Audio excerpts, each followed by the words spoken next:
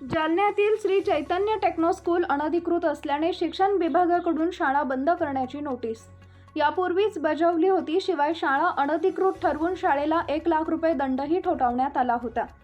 जालना शहरातील मनीष नगरात सुरू असलेली श्री चैतन्य टेक्नो स्कूल ही जालना जिल्हा परिषदेच्या शिक्षण विभागाने अनधिकृत शाळा म्हणून जाहीर केली असून शिक्षण विस्तार अधिकाऱ्यांनी आज दिनांक 29 ऑगस्ट रोजी दुपारी 12 वाजता वार गुरुवारी या शाळा तात्काळ बंद करण्याबाबतची नोटीस बजावली आहे। या शाळेला 1 लाख रुपये ही दंड ठोठावण्यात आलाय। जालना शहरातील मनीष नगरात सुरू असलेली श्री चैतन्य टेक्नो स्कूल ही अनधिकृत शाळा असल्याचे शिक्षण विभागाने जाहीर केलंय। सदरील शाळा जुन्या बगडिया हॉटेलमध्ये सुरू आहे।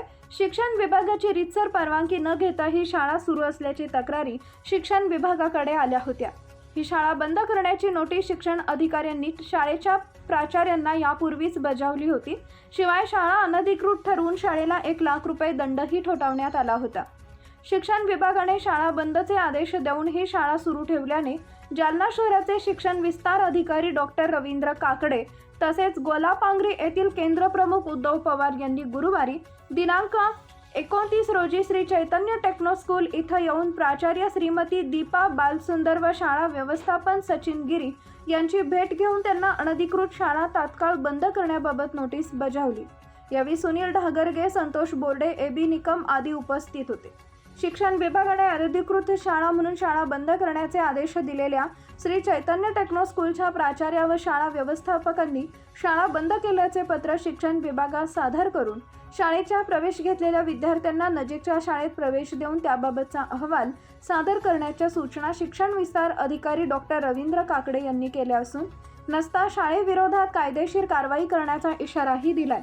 पालकांनी अनधिकृत शाळेत आपल्या पाल्यांना प्रवेश देऊ नये असे आवाहन शिक्षण विस्तार अधिकारी डॉक्टर रवींद्र काकडे यांनी केलंय। चैतन्य टेक्नो स्कूलचा काय प्रकार आहे? अनधिकृत चैतन्य टेक्नो स्कूल ही मनीषनगर संभाजीनगर येथे गेल्या फेब्रुवारीपासून सुरू आहे। यासाठी आपण वारंवार सदरील शाळेला नोटीस दिली, चौकशी केली। सदरील शाळेला गेल्या फेब्रुवारी, मार्च, एप्रिल 3 महिन्यामध्ये आपण पत्र देऊन त्यांना आदेशित केलं होतं की बा आपण सदरील शाळा अनधिकृत आहे, आपल्याला कुठलीही शासनाची मान्यता नाही, युडायस नाही, त्यामुळे आपण शाळा सुरू करू नये। परंतु प्रशासनाने आपल्याला यांच्या पत्र दिलं।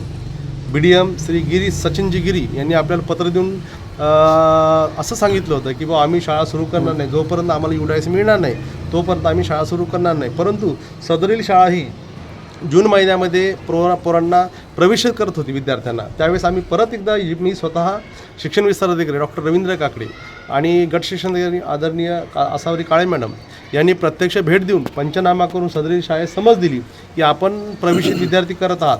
त्यावेळीसुद्धा प्रशासनाने आम्हाला लेखी पत्र दिलं की आम्ही कुठल्याही पद्धतीचे विद्यार्थ्यांना प्रवेशित करत नाही आणि पालकांचं आर्थिक नुकसान करत नाही। परंतु शाळेने कुठल्याही प्रशासनाच्या आदेशाला न जुमानता शाळा सुरू ठेवली। शेवटी माननीय शिक्षणाधिकारी कैलाजी दातकी साहेब यांनी त्यांच्या दालनामध्ये मुख्याध्यापिका श्रीमती दीपा मॅडम आणि व्यवस्थापक श्री गिरी सर यांची प्रत्यक्ष हिअरिंग घेऊन त्यांच्याकडून सखोल अशी चौकशी केली आणि त्यांनी चौकशीमध्ये हे मान्य केलं की सदरील शाळेला अद्यापपर्यंत मान्यता आलेली नाही आणि सदरील शाळा ही अनधिकृत आहे। त्याद्वारे दिनांक 23 जुलै 2024 रोजी सदरील शाळा ही अनधिकृत घोषित करण्यात आली आणि RT ॲक्टनुसार शासनाच्या प्रचलित नियमानुसार सदरील शाळेस 1 लाखाचा दंड ठोठावण्यात आला आणि जेव्हापासून शाळा सुरू तेव्हापासून प्रतिदिन 10,000 रुपये दंड या ठिकाणी शाळेला ठोठावण्यात आला आणि शाळेला तात्काळ सदरील पैसे भरण्याचे आदेश दिले। त्याचप्रमाणे प्रशासनाने 5x6चा जो की माझ्या मागं फ्लेक्स दिसतो हा फ्लेक्स लावून पालकांना आणि सर्वांना हे माहीत व्हावं की सदरील शाळा अनधिकृत अशा पद्धतीची कारवाई केली। परंतु आजपर्यंत आज 29 ऑगस्टपर्यंत सदरील शाळा अद्यापही अनधिकृतपणे चालू आहे। म्हणून आज आपण पुन्हा एकदा त्यांना सदरील नोटीस देऊन आता मात्र कायदेशीर कारवाई आपण करणार आहोत, याबाबत त्यांना गांभीर्याने अशी नोटीस दिली आहे। या ठिकाणी प्रशासनातील सर्व कर्मचारी उपस्थित होते। काय कारवाई केली आहे? आज आपण त्यांना नोटीस देऊन कायदेशीर कारवाई करण्याची ताकीद दिलेली आहे। काय नाव आपलं? मी डॉक्टर रवींद्र काकडे, शिक्षण विस्तार अधिकारी, जालना शहर।